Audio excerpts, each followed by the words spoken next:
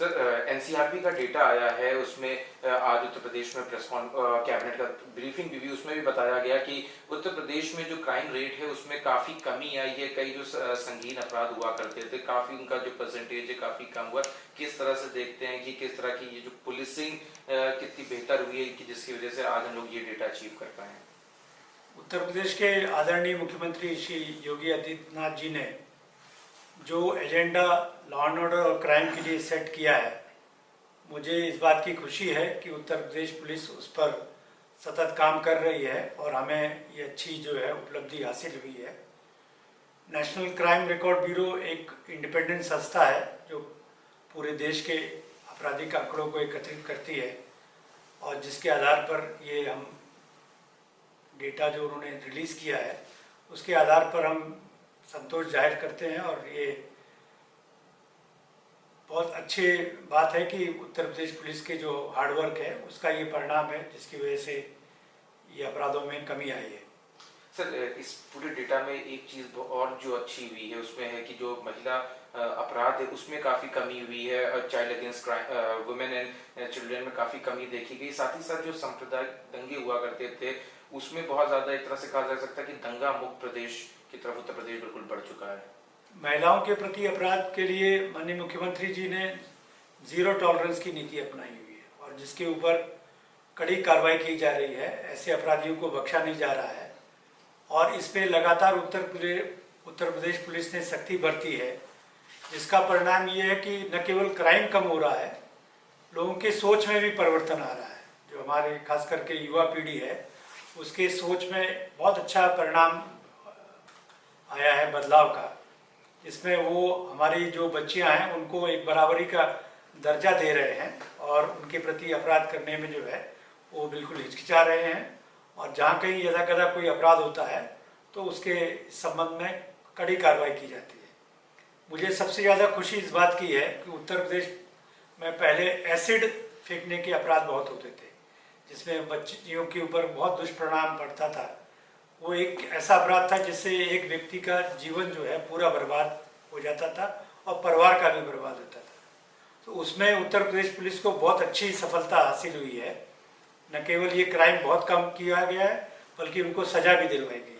Sir, दंगों की बात करी जाए, कम्युनल वायलेंस जो हुआ करते थे उसमें बहुत ज्यादा कमी हुई है। अभी उन्होंने बीते महीनों की देखा कि और जगहों पे कुछ हुआ लेकिन उत्तर प्रदेश उससे बिल्कुल ही क्लीन रहा और कहीं पे भी इस तरह का कोई वायलेंस रिपोर्ट नहीं हुआ। लगातार पुलिसिंग का कितना इसमें रोल रहेगा, क्योंकि अभी आपने जैसे जिक्र किया कि वुमेन अवेयरनेस के चाहे मिशन शक्ति हो और इसके लिए वायलेंस के देखा गया कि पीस मीटिंग्स बहुत ज्यादा सब करी जा रही थी। जो सांप्रदायिक सिचुएशन है उसके लिए उत्तर प्रदेश पुलिस ने एक हमारी जो सेक्टर स्कीम की योजना है उस पर हम लोग काम करते हैं और आपने देखा होगा कि वहाँ पर हम लोग इतने सख्ती से पूरा जो हमारी कानूनी ताकत है उस कानूनी ताकत का जो हथौड़ा है वो पूरा चलता है। पिछले करीब 5.5 साल से हम देख रहे हैं कि उत्तर प्रदेश में दंगे खत्म हो गए हैं और कोई चेष्टा भी करता है तो उस पर बहुत कड़ी कार्रवाई होती है। इसके अलावा जो मिशन शक्ति के जो अभियान है वो एक नोवेल स्कीम है जो गवर्नमेंट ऑफ उत्तर प्रदेश चला रही है, अब जिसको अब काफ़ी सरकारें सोच रही हैं इसको अडॉप्ट करने के लिए, जहाँ पर पुलिसिंग के साथ साथ ऐसे कार्यक्रम चलाए जाए जहाँ सार्वजनिक जीवन में महिलाओं को उनका हक दिलाया जाए, उनके एम्प्लॉयमेंट के लिए काम किया जाए, उनके वर्किंग आवर्स के लिए काम किया जाए, उनको रात में सेफ्टी उपलब्ध कराई जाए, उस पर काम किया जाए। तो इस तरह के काम हो रहे हैं जिसके तहत पिंक बूथ्स खोले गए हैं, अलग से पिंक स्कूटीज चलाई गई हैं। तो इस तरह से काफ़ी काम हो रहा है जिसकी वजह से एक बदलाव आ रहा है। खीर कैसे बनी है इसका जो पता तब चलता है जब उसका स्वाद चखा जाए। तो उत्तर प्रदेश में इन्वेस्टमेंट आ रहा है, माहौल अच्छा है, तो इंटरनेशनल कंपनीज इन्वेस्ट करना चाह रही हैं। इसके अलावा एमएसएमई में 2 करोड़ से ऊपर के रोजगार के अवसर उत्पन्न हुए हैं और लोगों को रोजगार मिला है।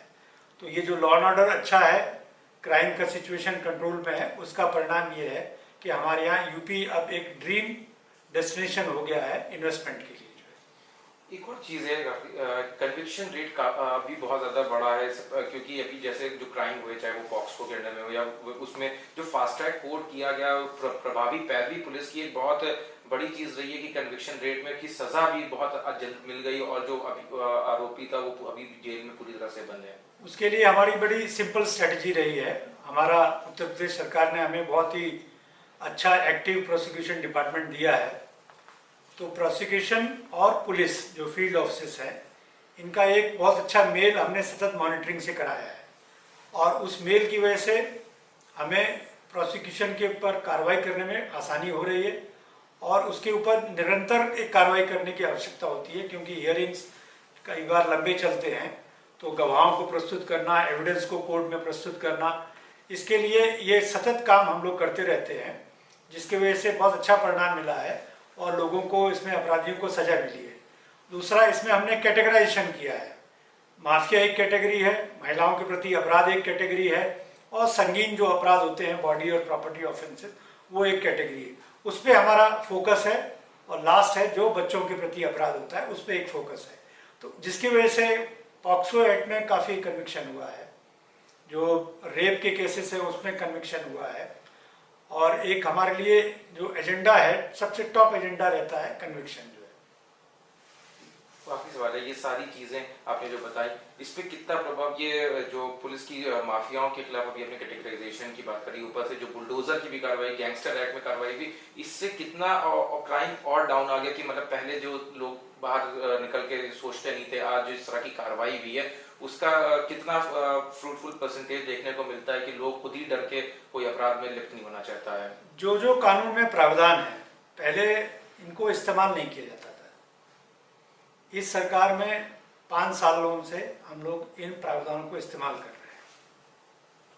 आपके लिए ये नई चीज इसलिए है क्योंकि गैंगस्टर एक्ट में प्रॉपर्टी अटैचमेंट का प्रोविजन है 14(1) में, तो वो उत्तर प्रदेश पुलिस अब कर रही है। उसके साथ साथ जो हमारे प्रशासन की अन्य जो विभाग हैं, अन्य एजेंसियां हैं, तो इलीगल कंस्ट्रक्शंस हैं, तो उनका डिमोलिशन हो रहा है एज पर रूल्स। उनको नोटिस जाता है, सुनवाई होती है, कानूनी प्रक्रिया का पालन होता है, तो उसको हम डिमोलिशन करते हैं। बेसिक जो बात है वो ये है कि एक दृढ़ता है डिसीजन मेकिंग में, तो जिसकी वजह से आपको ये अच्छे परिणाम नजर आते हैं।